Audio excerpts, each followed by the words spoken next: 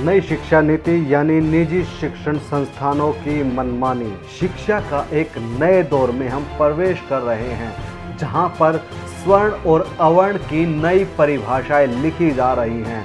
स्वर्ण कौन जो भारी भारी मोटी फीसें देकर अपने बच्चों को पढ़ा सकते हैं, और अवर्ण जो ऐसा नहीं कर सकते। नमस्कार दोस्तों, स्वागत है आपका निशाना पर। बात करेंगे आज हम नई शिक्षा नीति की। अखबारों में खबर छपी है कि सरकार ने नई शिक्षा नीति को झंडी दे दी है, यानी कि इसमें निजी संस्थानों को अपनी मनमर्जी करने की पूरी छूट है, अपनी फीस तय करने की पूरी छूट है, क्योंकि उनको स्वतंत्रता दे दी गई है। शर्त यह है कि उनको अपने संस्थानों में 20% गरीब छात्रों को एडमिशन देना होगा। ये कोई नई बात नहीं है, पहले भी शिक्षण संस्थानों पर कोई भी रेगुलेटरी या नियामक नहीं था और वो अपनी मनमर्जी से अपनी फीसें तय करते हैं। बात रही 20% गरीब छात्रों को दाखिला देने की, तो ये कोई नई बात नहीं है। पहले भी महंगे स्कूलों में, निजी शिक्षण संस्थानों में 25% गरीब छात्रों के लिए सीटें रखी गई थी। लेकिन क्या ये बात सही है? क्या सभी स्कूलों ने 25% सीटें भरी हैं? आप इसकी हकीकत देख सकते हैं। हरियाणा की बात करें तो यहाँ पर पूर्व मुख्यमंत्री हुड्डा ने 25 की जगह 10% कर दिया था निजी शिक्षण संस्थानों में गरीब बच्चों के दाखिले के।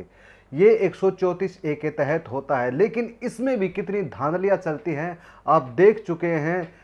हिंदी मीडियम फिल्म आई थी, इसमें भी आप देख सकते हैं कि किस तरह अमीर लोग अपने बच्चों के एडमिशन गरीब छात्रों की जगह पर करवाते हैं। इस फिल्म में आपको ये चालबाजियाँ दिखाई दे जाएंगी। हालांकि नई शिक्षा नीति, चाहे वो फिर शिक्षा संस्थानों में हो, चाहे वो तकनीकी संस्थानों में या फिर स्कूली शिक्षण संस्थानों में हो, इसमें कोई नई बात नहीं है इस तरह की छूट देना। थोड़ा सा आश्चर्य इस बात पर जरूर है कि जब पूरी दुनिया कोरोना महामारी के अकल्पनीय संकट से जूझ रहे हैं और भारत के कई क्षेत्रों में ये संक्रमण कम्युनिटी लेवल तक पहुंच चुका है, कोई विशेषज्ञ ये नहीं बता सकता कि आने वाले समय में ये संकट क्या रूप धारण करेगा। ऐसे समय में भी ये लोग, यानी कि सत्ता में बैठे लोग, अपना काम कर रहे हैं। वो क्या काम है? निजीकरण का अभियान। सब कुछ निजी हाथों में सौंपा जा रहा है। सिर्फ निजीकरण ही नहीं, बल्कि निजीकरण को और भी ताकतवर बनाने की बातें हो रही हैं। फीस तय करने की ऑटोनॉमी, यानी कि स्वतंत्रता। ऑटोनॉमी शब्द को अगर हिंदी में बोले तो स्वायत्ता, लेकिन स्वायत्ता में वो बात नहीं झलकती, वो अर्थ नहीं समझ में आता जो मनमर्जी में है, जब खास तौर पर ये निजी शिक्षण संस्थानों के साथ जुड़ा हो। निजी क्षेत्र में जितनी मनमानी भारत में चलती है और इनको नियामक यानी कि कंट्रोल करने की जो संस्थाएं होती हैं, उनकी स्थिरता यानी कि उनकी जो एक कर्मण्यता है जो भारत में झलकती है, वो दुनिया के किसी भी जिंदा देश में नहीं झलकती है। स्वायत्ता के साथ एक शब्द और जुड़ा है, जिम्मेदारी। लेकिन मनमानी के साथ ये शब्द नहीं जुड़ा है।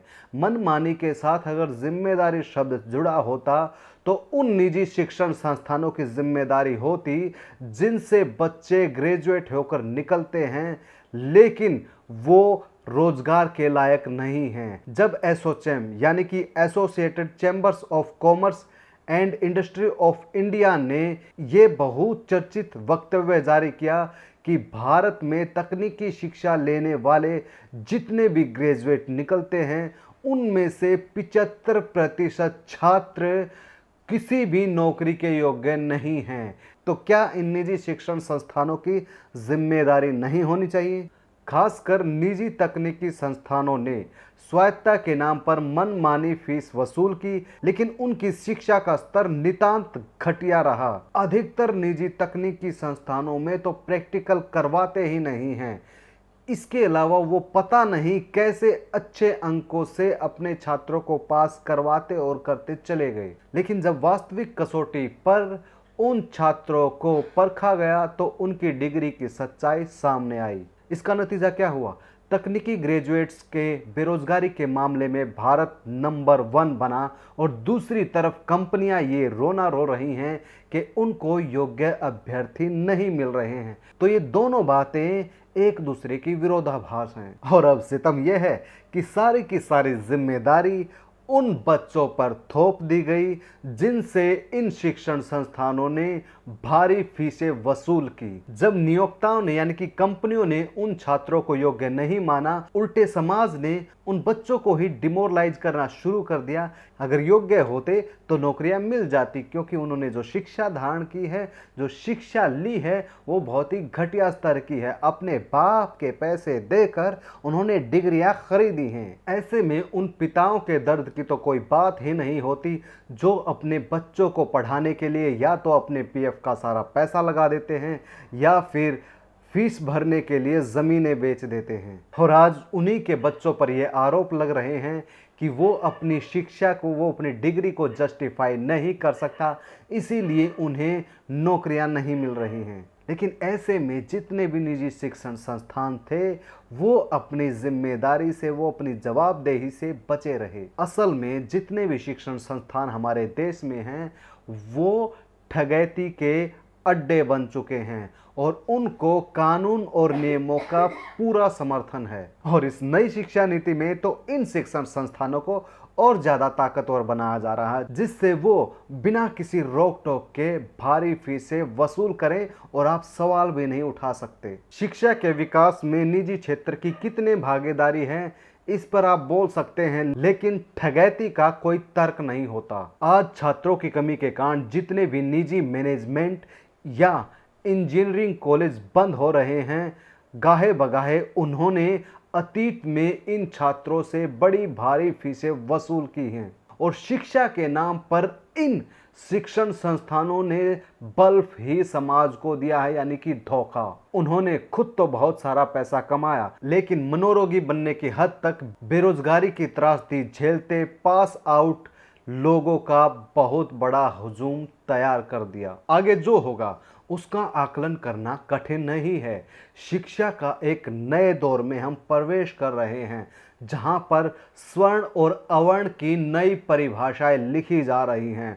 स्वर्ण कौन, जो भारी भारी मोटी फीसें देकर अपने बच्चों को पढ़ा सकते हैं, और अवर्ण जो ऐसा नहीं कर सकते। नॉलेज बेस्ड इकोनॉमी के दौर में जिसके पास नॉलेज है वो तो राज करेगा, बाकी तो ये सामाजिक विभाजन राजाओं और गुलामों के वर्ग को बेहतर तरीके से परिभाषित कर सकेगा। वैसे तो नारे लगाए जाते हैं कि एक भारत श्रेष्ठ भारत, लेकिन जो नीतियां बनाई जाती हैं उनमें पूरे समाज में एक विषमता बन गई है, और यही हमारी राजनीतिक संस्कृति का एक कड़वा सच है। ये सभी जानकारियां हमें मिली हेमंत कुमार झा से, जो कि प्रोफेसर हैं पटना में। हम उनका बहुत बहुत धन्यवाद करते हैं। आगे भी हम उनकी जानकारियों को इस्तेमाल करते रहेंगे, तो बने रहिए निशाना के साथ। धन्यवाद।